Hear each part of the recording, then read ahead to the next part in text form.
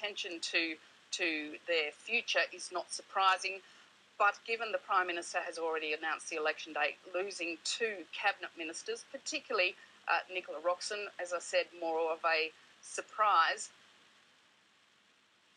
And that necessitating a cabinet reshuffle does tend to look like that there is some instability or is some unexpected change. Now, I understand that the retirements have been aren't a shock thing that happened yesterday, that there has been some foreknowledge of this, certainly in the very upper echelons of the government.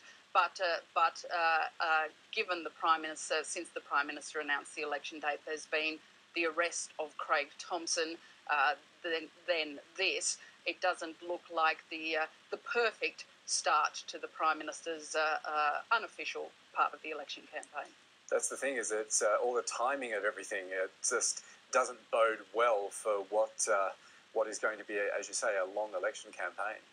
Yes, the Prime Minister wanted to announce the election date early to delineate, to set aside the period of what she said was governing from the... Okay, Lyndall, we're going to have to interrupt you there. The Prime Minister is just walking up to the podium.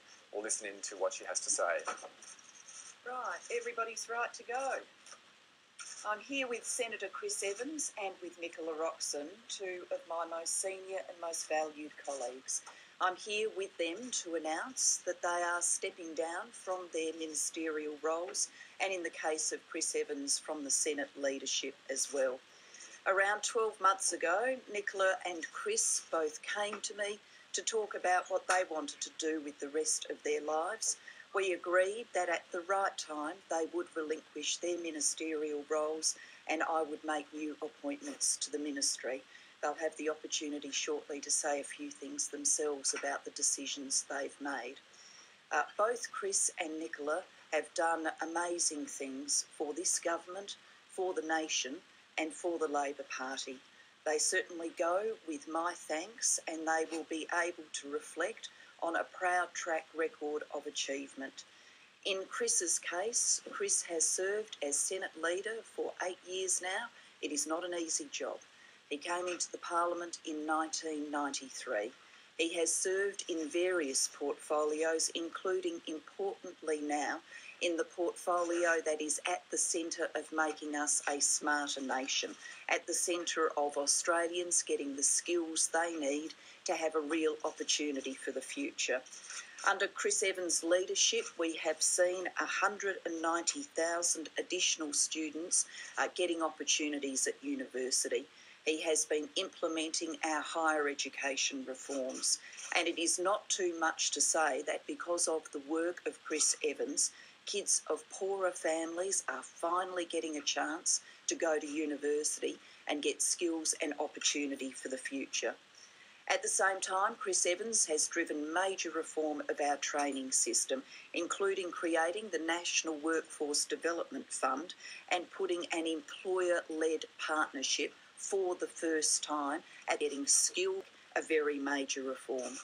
Chris Evans also served in the very difficult portfolio of immigration. He shaped changes to our temporary and permanent skilled migration streams. He made sure that that was serving our economy, and he played a major role in cracking down on the rorts in 457 visas, the temporary visas which were bringing people into the country who were being exploited once they got here. He abolished temporary protection visas and detention debt and introduced Labor's detention values for the treatment of asylum seekers.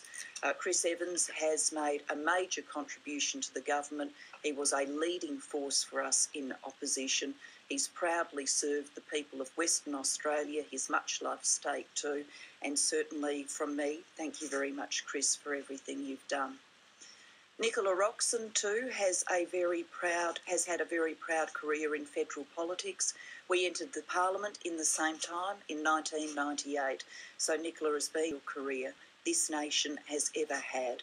And I certainly want to express today my gratitude to her for the work she's undertaken as Attorney General, and none of it more important than the work we did together to establish the Royal Commission into child sexual abuse, which we announced a little bit earlier this year. That is a major development for our nation and for people who have been survivors of such ill treatment.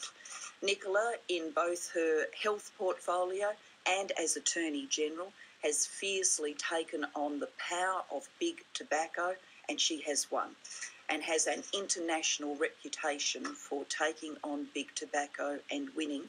And it's not too much to say that our nation will be a healthier nation, and indeed the laws of nations the laws of many nations around the world will be changed because of Nicola's work against big tobacco. As the Minister for Emergency Management, she's also been a guiding hand during many of the natural disasters that our nation has had to face. As Minister for Health, she oversaw real change and reform at all levels of the health system, a focus on preventative health, a focus on bringing healthcare into the community, a focus on reforming hospitals and our agreements with state governments to ensure that hospitals are properly funded into the future. Indeed, there would be many who said at the time it wasn't possible to get a new healthcare agreement with states and territories, and under Nicola's leadership this got done. So to Nicola Roxon, I want to say a big thank you too. We have served together in Melbourne's West. Nicola is a very proud representative of her electorate of Gillard, and I know a lot of people in the local community will be very sorry to see her go because of the great advocacy she has provided for Melbourne's West and for Gillard. I'll turn now to Chris Evans for some comments. Thank you very much, Prime Minister. You were so generous, I thought I mightn't go now. Thank you very, very kind remarks. Look, I wanted to announce today that I'm stepping down as Labor Senate Leader of the Government of the Senate, also resigning from the Cabinet, and indicate that for the next couple of months I'll resign from the Senate. I'll stay until such time as a replacement can be selected in Western Australia. I want to thank the Prime Minister for her support. She indicated that we had a conversation a fair while ago now about a planned departure, and that I indicated I would go at the time of her convenience as she reshaped the team for the coming election. I indicated I didn't want to serve following the next election, and quite frankly, my focus has been that as 8 years as Senate Leader, it was time for someone else to take on that role. I've done that role in opposition and government. It is taxing, but it is hard to say to the troops after 8 years what you're saying is fresh and new, and I think it's time for someone else to have an opportunity. So I decided that I would make a clean break at that stage, and while I've really enjoyed the role, it's time to allow the government to put in place a new team. It's been a tremendous privilege to serve in the Parliament of Australia. It's been a great honour to be a member of a Labor that famous migrant of Welsh parents. I came to this country when I was 9 years old, and was part of the Welsh takeover of the government of this country. The singing. We have the two who can't sing, and I understand it. But to come as a migrant and be able to be elected to the Parliament, I think says a great thing about this country and the opportunities it provides. And we came to this country because my father got the chance of an education and to get out of the coal mines of Wales. And again, I think that speaks of the empowerment of education. Can I say I also had the great opportunity to be acting PM for a few days, and that was a tremendous honour. I also very pleased to know that nothing went terribly wrong while I did that role. No one was more relieved than the Prime Minister, but it was a tremendous privilege, and as I say, I've had enormous opportunities and got to meet many great Australians and engage with them. So I'm forever grateful for those opportunities. It is the case